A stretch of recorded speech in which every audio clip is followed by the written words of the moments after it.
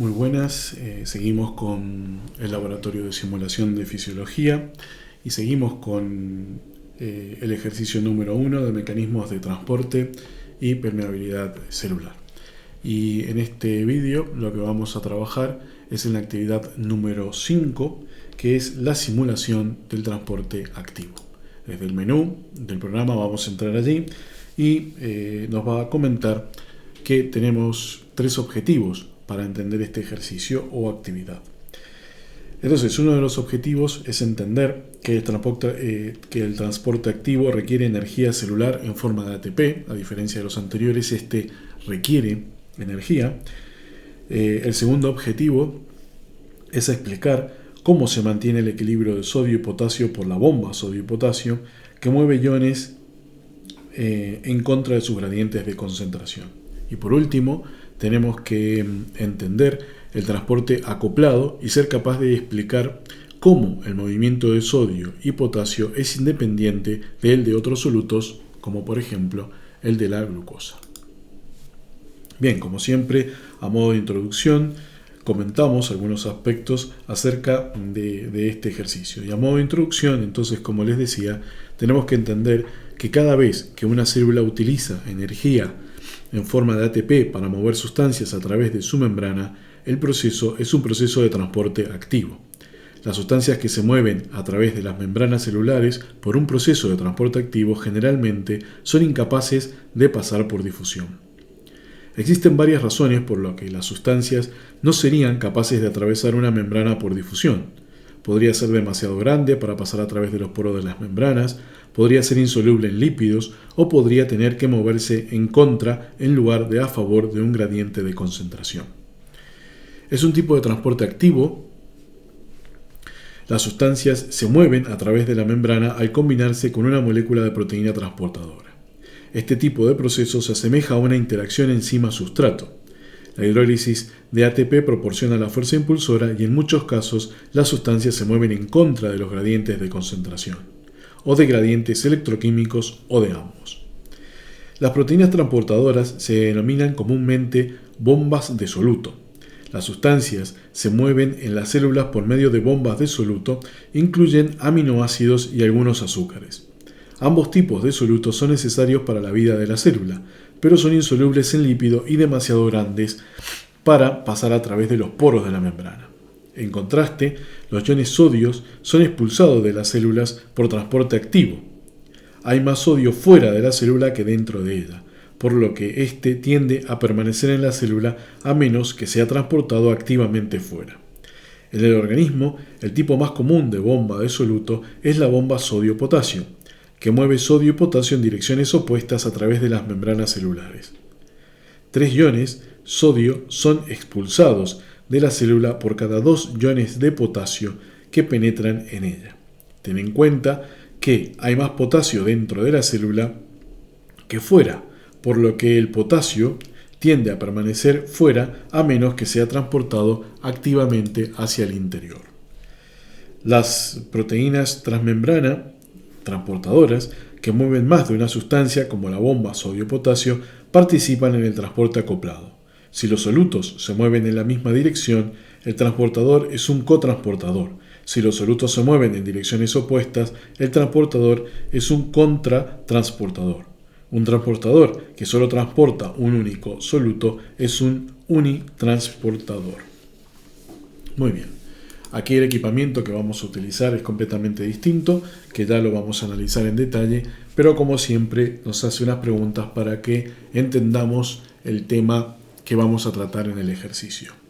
Bien, dice que el movimiento de sodio y potasio mantenido por la bomba de sodio y potasio es en contra de un gradiente de concentración.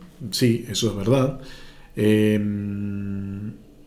Con un gradiente es a favor de un gradiente, no. Requiere difusión, tampoco. Requiere energía, sí, es verdad que requiere energía. Y la otra opción que nos da es que requiere energía y es contra un gradiente de concentración. Esta sería la respuesta más adecuada para esta pregunta. La bomba de sodio y potasio es clasificado como un antiporter, sí, porque, introduce iones hacia adentro a la vez que expulsa hacia afuera. Sin Porter no puede ser porque no lo hace en el mismo sentido. Sin Porter sería en el mismo sentido, al igual que uniporter a media una o isoporter. En este caso, la bomba de sodio y potasio es antiporter. Bien, ahora nos pregunta, dice que la bomba sodio y potasio mueve 3 iones sodios e introduce 2 iones de potasio simultáneamente. Entonces sería 3 y 2. La respuesta correcta. Muy bien. La siguiente pregunta que nos hace nos dice es que los solutos que requieren este transporte activo, porque ocurre por 2 cosas, porque son muy grandes o porque, y nos da una serie de preguntas, y nos dice porque son insolubles en lípidos, porque son solubles en lípido, porque son pequeños para pasar o permiten el movimiento a favor o en contra de un gradiente. Entonces la respuesta correcta aquí es que son insolubles en lípidos. Bien, entonces como les decía, en este caso ha cambiado nuestro sistema de simulación. Ahora aquí tenemos en un vaso, como siempre, que podemos medir todas las concentraciones que tenemos aquí. Colocamos adentro nuestra célula. Colocamos acá dentro nuestra célula y podemos añadir distintas concentraciones y también podemos añadir ATP. Entonces aquí nos dice que miremos que tenemos 500 bombas de sodio y potasio, que son las que tenemos aquí. Y dice que tenemos que añadir 9 milimolar de cloruro de sodio en este, aquí, cloruro de sodio, 9 milimolar. Y que lo podemos añadir. Bien, y ahora nos dice que incrementemos la concentración de cloruro de potasio a 6 en este vaso, en el exterior. Bien. Ahora nos dice que incrementemos, como es un sistema de transporte activo, necesita energía, nos dice que le dispensemos 1 milimolar de ATP. Entonces ahora lo que nos advierte es que, de nuevo, esto va a ocurrir en una hora, en un periodo de una hora, que va a ocurrir aquí en 60 segundos, pero que nos advierte que cuando nosotros iniciemos el experimento va a comenzar el transporte. Bien. Entonces aquí ponemos Start, comenzar. Y fíjense que aquí están ocurriendo los cambios de concentración. O sea, que están pasando de un sitio a otro. Entonces, el cloruro de sodio fue transportado a los 3 minutos y el cloruro de potasio también a los 3 minutos fue transportado. Entonces guardamos los datos.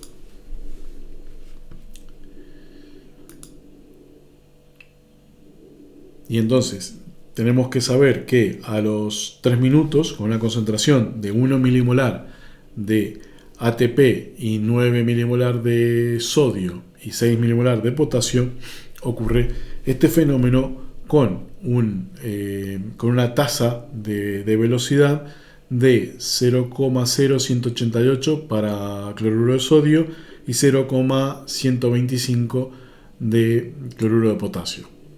Bien. Ahora nos dice que limpiemos nuestro sistema. Y ahora nos hace una pregunta. Nos dice que ¿por qué el transportador de sodio se detiene antes de ser completado todo? O sea, porque obviamente aquí teníamos 2 concentraciones y entonces no se había pasado todo el sodio o el potasio. Todos los iones no alcanzaron a pasar. Entonces, esto puede ocurrir por 2 cuestiones. Se nos puede haber acabado el ATP o se nos pueden haber saturado las bombas. Pueden ocurrir esas 2 cosas. La cantidad de bombas que tenemos es demasiado alta, entonces probablemente es que se nos acabó el ATP. Bien, entonces ahora nos dice que incrementemos la concentración de cloruro de sodio a 9. Vamos a aumentarla. Recién teníamos... no, es la misma, perdón. Es la misma. Volvemos a 9 y que la agreguemos aquí. Ahora incrementar la concentración de cloruro de potasio a 6 y añadir. Y nos dice, a ver si es cierto, lo que nosotros estábamos diciendo, que se nos acababa el ATP, ahora vamos a aumentarlo a 3. Vamos a comenzar con nuestros experimentos y vamos a ir viendo que sí, efectivamente, miren, por el tiempo esto va pasando, va llegando casi a 0, llegó a 0 y pasó todo para allí. Entonces, el transporte a los 60 minutos pudo ocurrir. Antes se frenó a los 3 minutos debido a que se le terminó el ATP. En cambio ahora, como tiene ATP, a la hora es capaz de pasar todo el cloruro de sodio y todo el cloruro de potasio. Entonces fíjense que aquí tenemos sodio 0, 9 de este sitio, y el potasio, que acá tenía 6, ha pasado todo para dentro de la célula. Entonces, de esa forma, nosotros ya sabemos que este transporte es dependiente de energía y tiene mucho que ver ella en estos mecanismos. Ahora dice que limpiemos. Ahora nos dice que incrementemos la concentración de cloruro de sodio a 9, como siempre. 6, 7, 8, 9. Lo añadimos. Pero ahora nos dice que pongamos agua. ¿Qué piensan que puede ocurrir? Volvemos a poner ATP aquí. Entonces, ¿qué piensan que puede ocurrir en este caso? Entonces, dice que, ¿qué piensas que resultará de esta condición experimental? Que el sodio puede ser transportado todo, puede ser parcial o no puede ser transportado. Yo creo que la bomba sodio-potasio es una bomba específica que se tiene que unir con sodio y potasio, o sea que si no hay sodio, si no hay potasio, no va a funcionar. Entonces, debido a ello y debido a la especificidad que tienen estos sistemas, no va a haber transporte. Vamos a ver si eso es correcto y lo vamos a poder analizar aquí. Vamos a iniciar el experimento y vamos a ver, fíjense que a medida que pasa el tiempo está todo el cloruro de sodio aquí y no pasa hacia el otro sitio. Entonces no hay movimiento, no hay transporte debido a que el transportador es muy específico.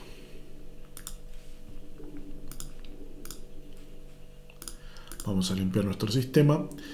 Y ahora nos dice que incrementemos la cantidad de bombas. Acá teníamos 500, ahora nos dice que nos llevemos a 800. Y que incrementemos la concentración, como siempre, de cloruro de sodio 9. Y lo ponemos dentro de la célula. Muy bien. Ahora dice que incrementemos a 6 el cloruro de potasio y lo añadimos allí. Como siempre, seguimos poniendo bastante ATP para que nuestra reacción funcione y comenzamos con el experimento. Fíjense que también esto está pasando, el cloruro de sodio está pasando allí y el cloruro de potasio está pasando hacia dentro de la célula y todavía el tiempo. Y fíjense el tiempo.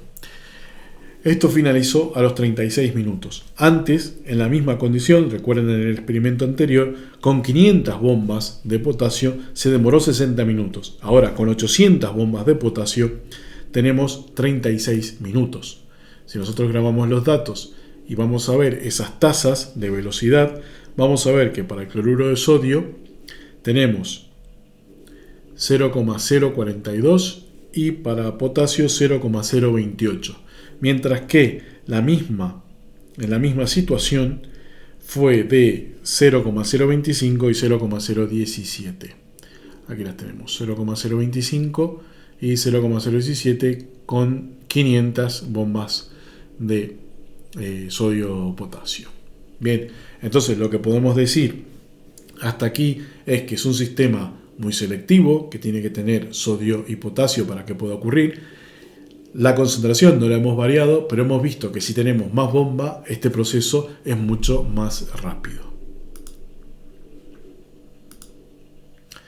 Bien, y entonces ahora nos dice que por qué pensamos que ese equilibrio de las soluciones ocurrió mucho más rápido. Como ya lo veníamos diciendo, ocurre mucho más rápido debido a que tenemos más cantidad de transportador, más cantidad de bombas. Bien, entonces ahora nos dice que limpiemos nuestro sistema nos dice que sigamos con el mismo número de 800, pero que pongamos otro transportador, que es el de glucosa, y que coloquemos 400 de ese transportador, que volvamos a colocar 9 milimolar de cloruro de sodio dentro de la célula y lo añadimos. Y ahora nos hace una pregunta. Dice, ¿qué piensas de agregar glucosa, de agregar estos transportadores de glucosa, que cómo afectará a la bomba sodio-potasio? Yo creo que no la va a afectar porque son dos sistemas independientes y entonces no debería afectar. Entonces yo creo que la pregunta es que esto no afectará al transporte de estos iones. Pero bueno, vamos a ver si esto es cierto o no. Entonces ahora nos dice que incrementemos la concentración de cloruro de potasio 6.